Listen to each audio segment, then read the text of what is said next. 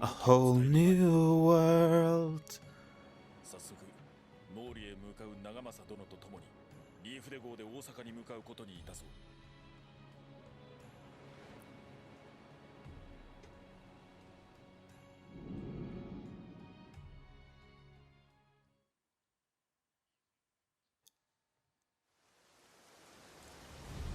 I don't think I've actually ever seen The Little Mermaid, but I did see the two statues of it when I was in Copenhagen a few weeks back. There's the traditional one that everyone goes to see, which is kind of a bit underwhelming. It's cool, the positioning of it out in the ocean, but there...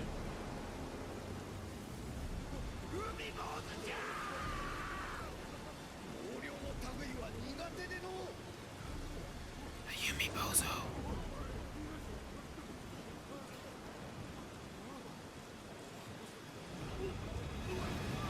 It's sin!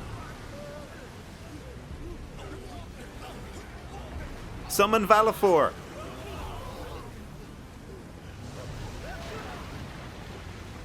Don't use the Machina!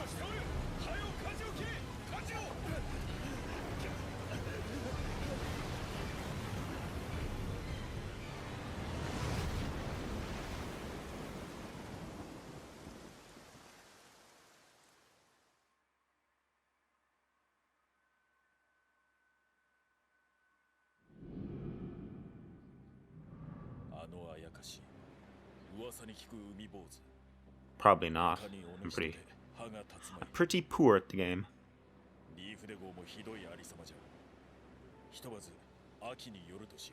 I'm guessing things are going to be in top condition here.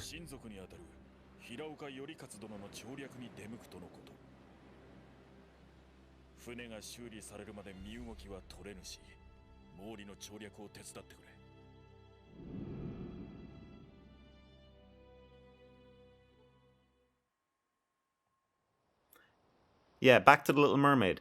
So there's this kind of more modern one that's done really abstract and like it's all mutated, and it's like a cubist sculpture almost, like this horror kind of thing. It's brilliant.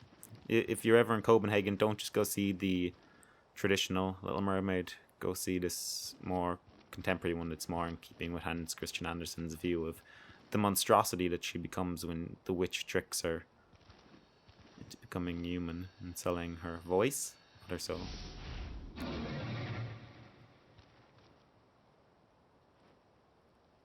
We've landed in Killiga Port, and we are going up those long flight of steps to Ifrit's Cloister of Trials. Trials.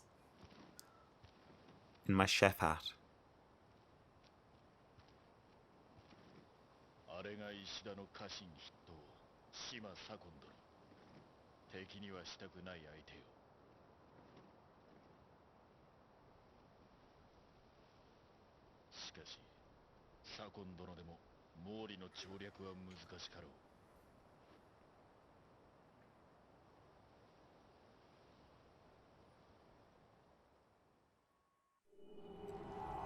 Deep in the mines, love takes control. Let's search. Oh god, or is there gonna be like poisonous air down here now or something? There's always kind of like a little back kind of entrance to these sort of levels that you can never go down. It's kind of, I've noticed that. Silver mines. Ah yeah, how'd I guess?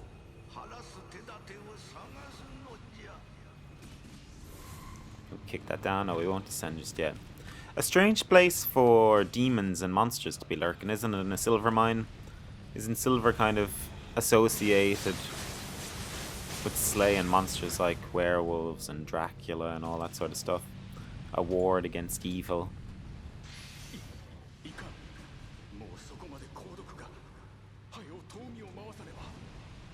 Start up the grain fan. Guess we're going to be searching for that. What also? I suppose silver is kind of associated with betrayal. These guys need their toadstones, huh? If you watched the last episode, you would have heard me prattle on about them. Okay, let's start this. Oh, no, we'll kill this guy first. He's gone anyway. Oh, it soaked in all the poison. Yeah, so what was I saying? That silver is kind of associated quite a bit with betrayal, isn't it? Does that come from Judas in the Bible, I think, isn't it? Where he betrays Jesus for 30 silver pieces. Oh, there's a lot of demons down here. I don't understand what his motives were for that. Oh, no. There was no way I'm going to survive down here, is there? Wait a minute.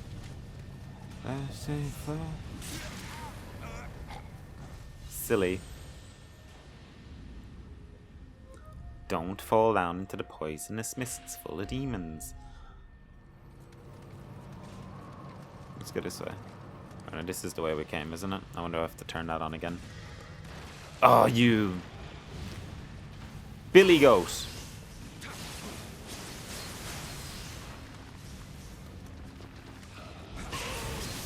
Alright, let's get back up out of there. Is that something we can grab? Nope.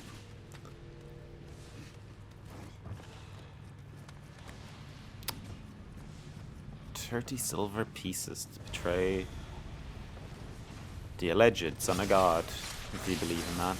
Don't want to disrespect anyone's fate. I suppose there is some sort of faiths that believe like he was the best apostle, don't they? Because like without his betrayal, Jesus never would have been crucified and resurrected to save us from our sins and all that. What other betrayals resulted or were? I don't think that if that was done out of greed, it's obviously not a good motive. But like another famous betrayal would be someone like Brutus and Julius Caesar. Oh, that killed all of them. Wow. Wasn't it that like Brutus like genuinely loved Caesar as a best friend? And Caesar viewed him as a royal confidant and had a great amount of respect for him. But as kind of in his last kind of few years or whatever,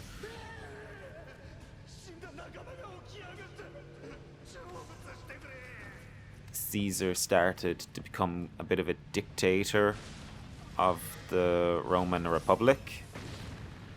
And the Senate then conspired to assassinate him. And it was difficult for Brutus, but his love of Rome and his loyalty to Rome outweighed his loyalty to Caesar. How many times was he stabbed? 23? It's kind of, this is a hot take. Is it a hot take? I don't know.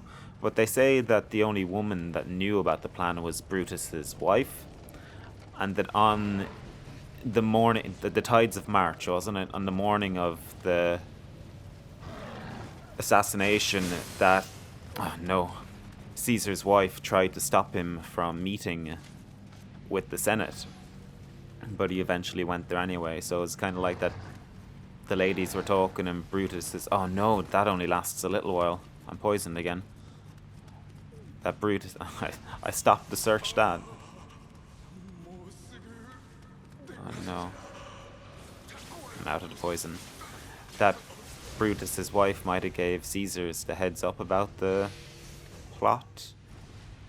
I don't know. I don't know if that is that something people think anyway. Oh no, I'm not out of the poison. Looked like I was there. I guess you actually have to get up out of this.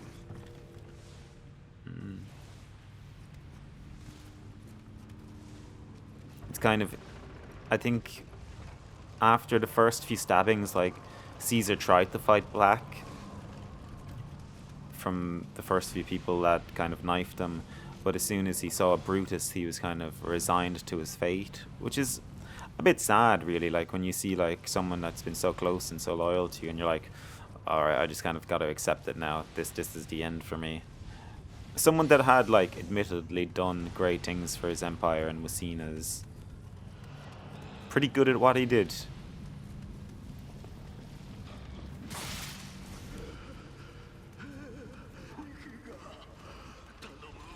Someone help you, someone help me.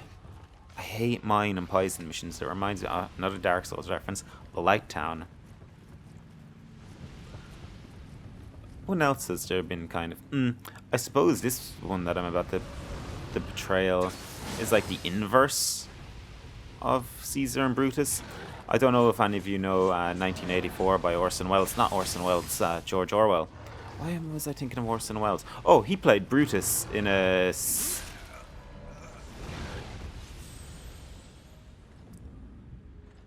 Silly. Okay, let's go a different route this time. What was I saying? Oh yeah, just how Orson Welles actually played Brutus in a stage adaptation of William Shakespeare's Caesar.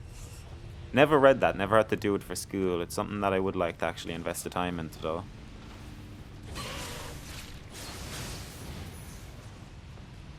Also Orson Welles, there's that really great tale of, like, he started out in theatre as an actor before he went on to become the famous director, making what is often kind of attributed to this being one of the greatest films ever made, Citizen Kane. But let's do another bomb if I can. That must have been an explosive in that barrel or something, because it did nothing to these guys this time.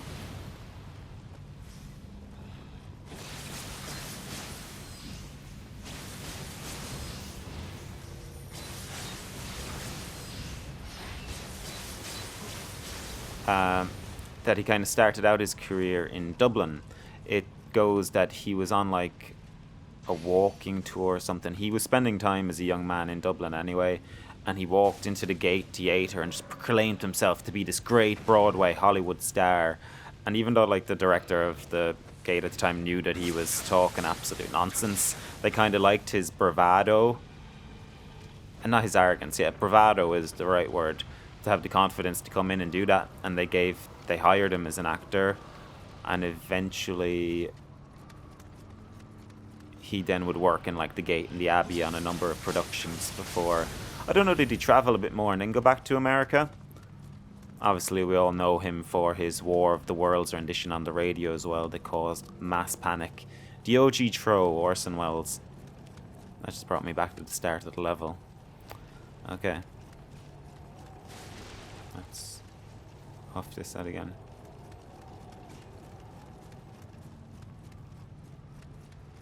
Because people weren't, like, everyone believed everything that they heard on the TV and on the radio at that time. Oh no, it's back. It does actually come back, sugar. So when they heard this broadcast of a man saying that like Manhattan had been destroyed and taken over by these extraterrestrials, they panicked. Like, people, I don't want to say people killed themselves and like there was riots and stuff, but there was definitely a very over the top by today's standards reaction to it. How did I get onto Orson Welles? Oh, I was thinking of George Orwell in 1984. Oh, is this another one? Finally. No. I must have an antidote. I should probably set as a shortcut. Don't need the stones.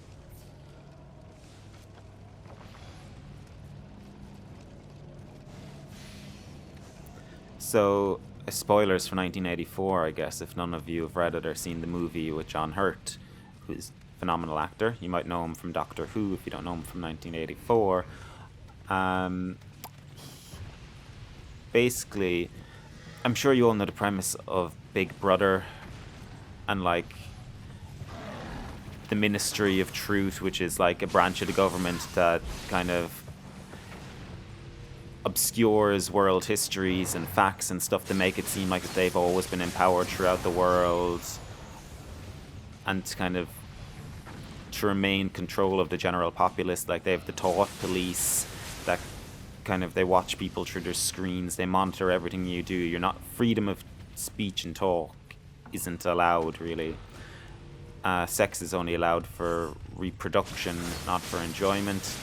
And basically, the protagonist in the story is a guy named Winston, who throughout a series of events meets a woman called Julia, and they start up in an affair.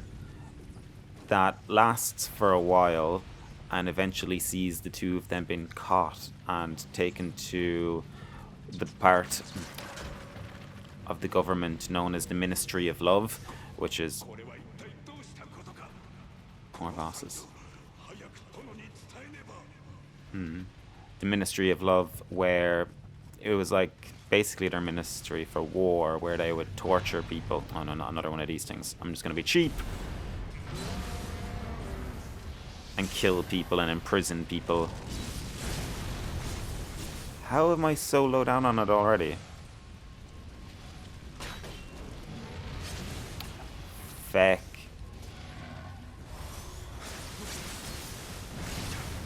Messed that one up massively.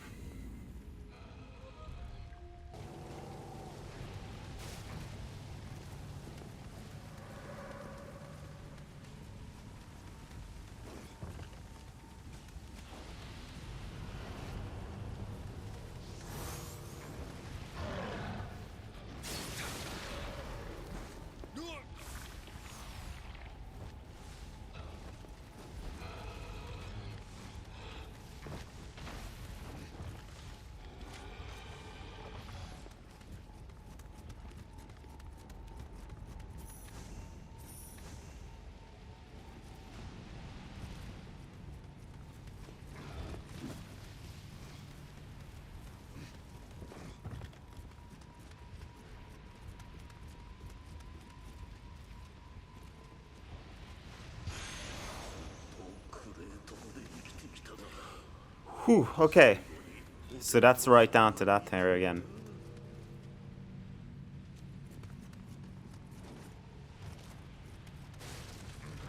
Yes!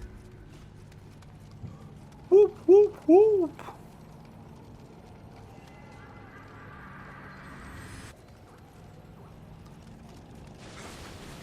So where were we now? I got very distracted there. So, okay. Winston and Julia are taken to... boat lovers, taken to the Ministry of Love. Locked from the other side, of course it is. And they're both individually tortured because they're seen as... they are guilty of a lot of crimes, having sex, having free thought, and they need to be re-educated by Big Brother to be loyal and to love Big Brother before they are put back out into society for a while, and then at any moment they could be taken again to be executed. So they're tortured for, I don't know, is it months, weeks, and eventually they have to face their greatest fears in what's known as Room 101. And for Winston, that's rats. So what they do is they put a cage on his head and fill it with rats that gnaw at his head. And it basically breaks him that the only thing that he hadn't betrayed up to that point was Julia, and he basically screams out, "Don't do it to me, do it to Julia, do it to Julia." And that's how Big Brother finally... Big Brother finally know that they have him.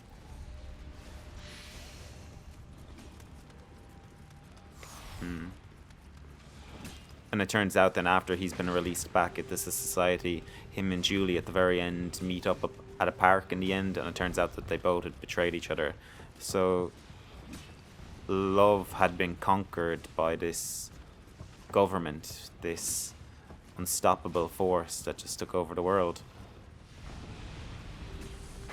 So it was a betrayal for love, not for a love of the government and the place like Brutus, but complete fear of it, like Julia and Winston. I don't think that oh, what's going to be down here? Out of all those kind of dystopian novels, I think Aldous Huxley's A Brave... that's just death.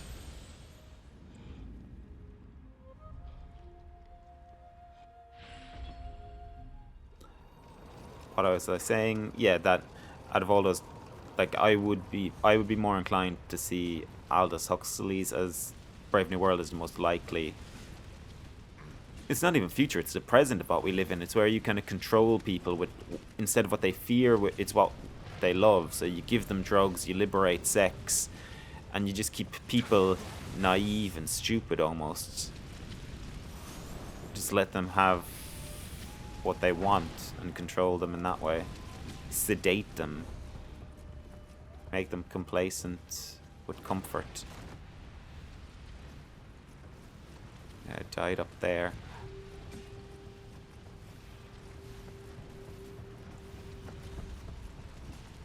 Let's get rid of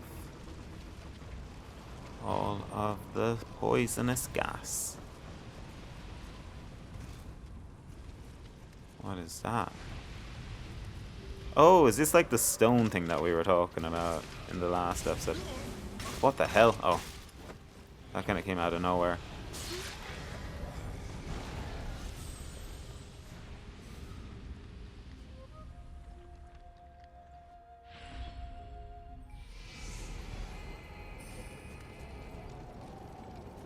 Wait, have I... I've not gone back to the very beginning, have I? No. Oh, phew. Panicked there for a second.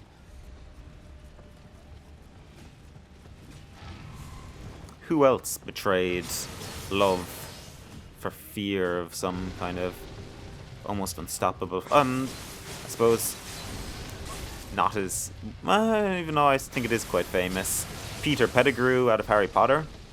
His betrayal of Lily and James Potter to Lord Voldemort. I mean, they were his best friends. They protected him in Hogwarts. They looked after them. They treated him well enough. Like, he was probably the runt of the group of friends. But to sell out your own best friends and have them killed. I mean, he literally was a rat. Let's see, can I fall? No. Thought I might be able to angle that in there.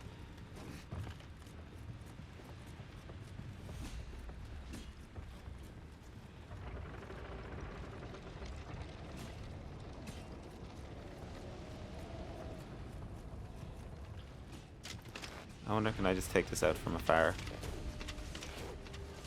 No. Can't do that. Oh, what way should I go?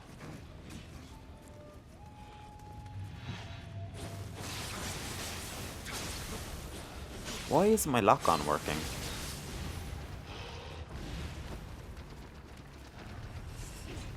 I'm just exploring. Oh! Am I not been poisoned? That's weird. You want to fight me? I'm in a mood to play properly now. You can fight me. Come on.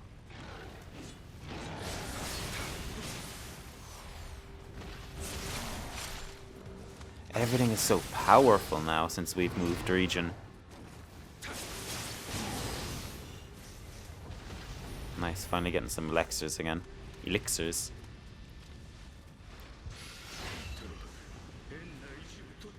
God, this has been a right meme of an episode, hasn't it? Top 10, top 5 anime betrayals of all time. What are good... Let's bring it back to gaming. I suppose we're playing a computer game. Whoa ho ho! Hot Wheels!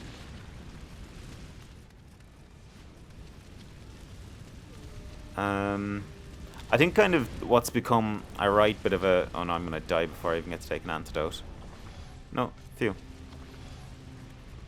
Is the guide being the eventual... Like, the person that's been with you from the very beginning of the game and guiding you through out the game, turning out to be the antagonist. It's a bit of a cliche now, but I remember when I first encountered it, and spoiler alert as well, if you haven't played BioShock, that Atlas has been like manipulating you the whole time to his own ends.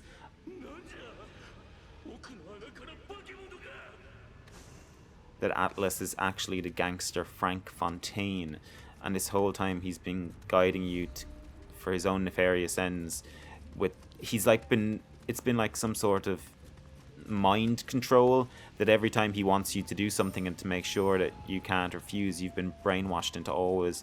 It's like the Winter Soldier's kind of trigger word. It's like, would you kindly He always phrases everything with "would you kindly," and then you'll do whatever he wants you to do.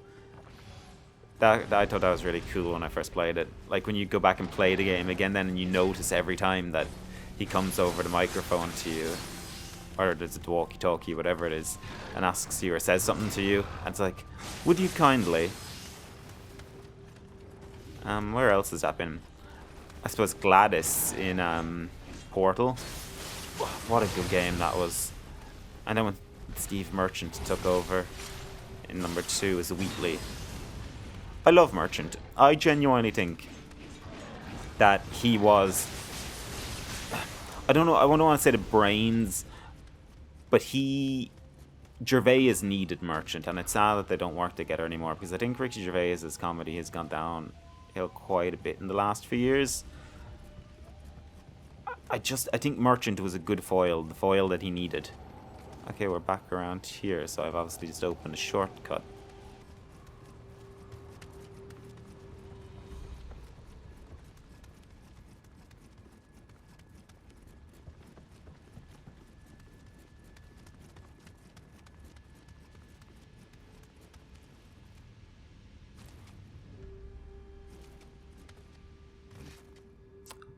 Oh, we found something.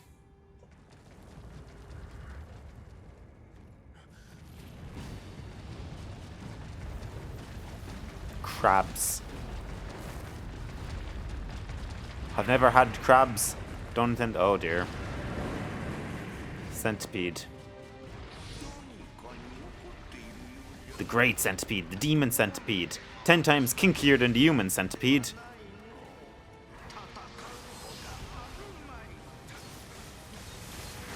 There's never a choice but to fight. Oh, this is very like that boss from Agrabah in Kingdom Hearts. Let's see if I can... No, that's escaped from me.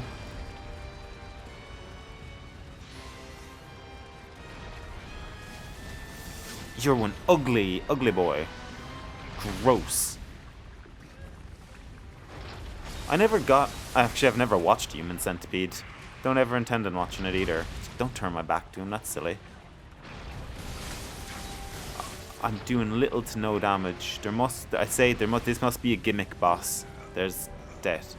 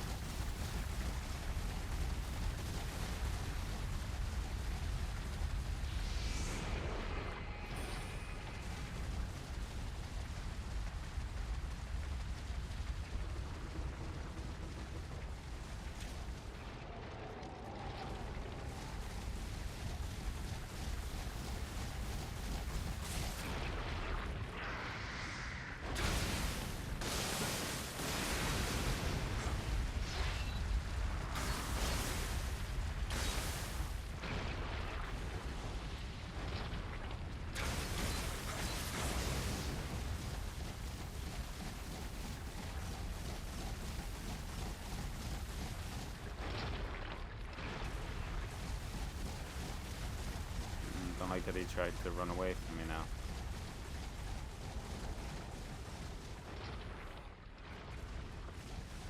He'd better not be getting a load of stones back or something.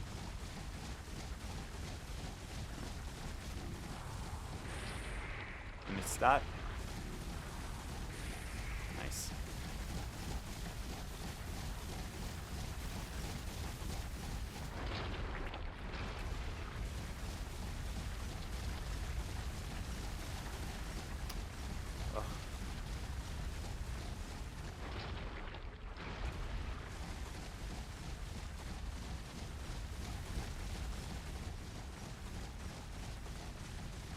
I am messing this up to no end.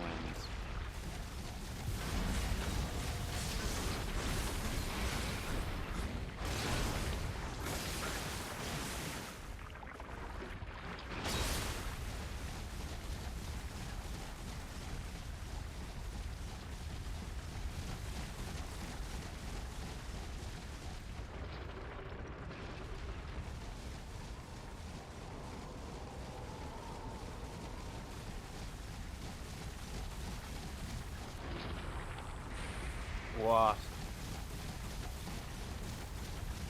He moves much faster than I do. That was a glitch if ever I saw one.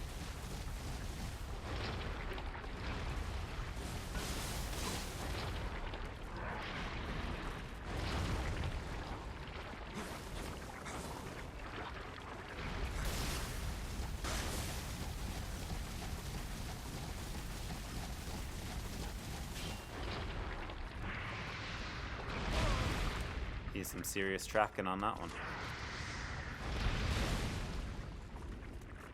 And where am I going?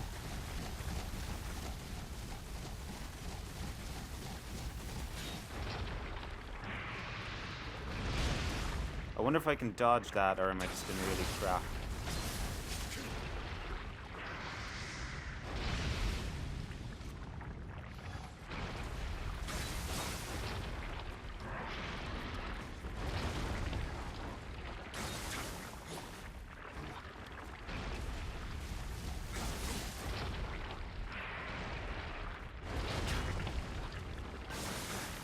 Ooh, hit his face there. There's some serious damage.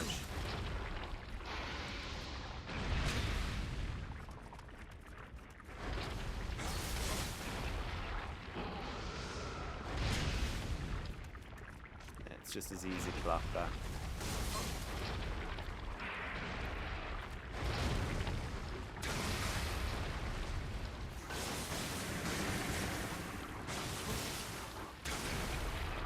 There was no real need to go up above, was there?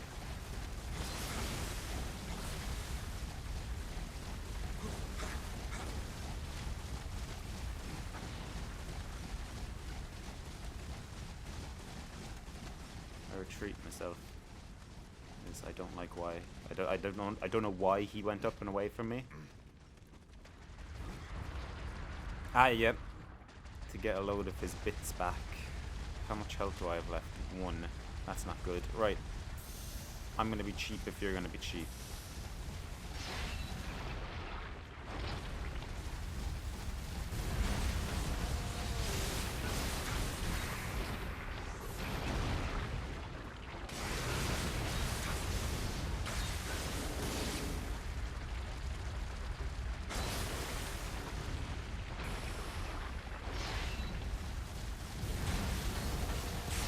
Ah, no, that was a waste.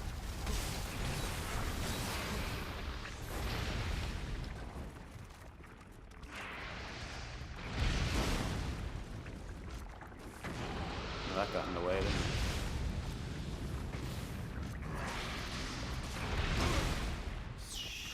Silly.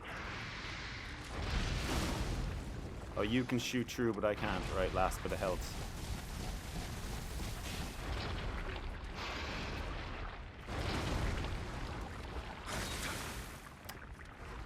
Oh. We're just gonna have to fight like men. I start just throwing stuff at you. Oh, this paralysis. Whew.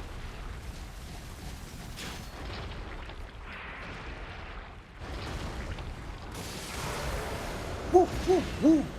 Done you!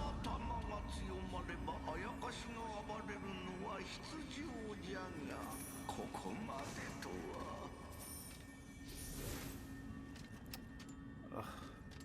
I hate when my item box is full. And then pick that up, pick that up, pick that up. Because I really don't know what is what. Like, I presume I can throw away some armor. Oh, you stupid.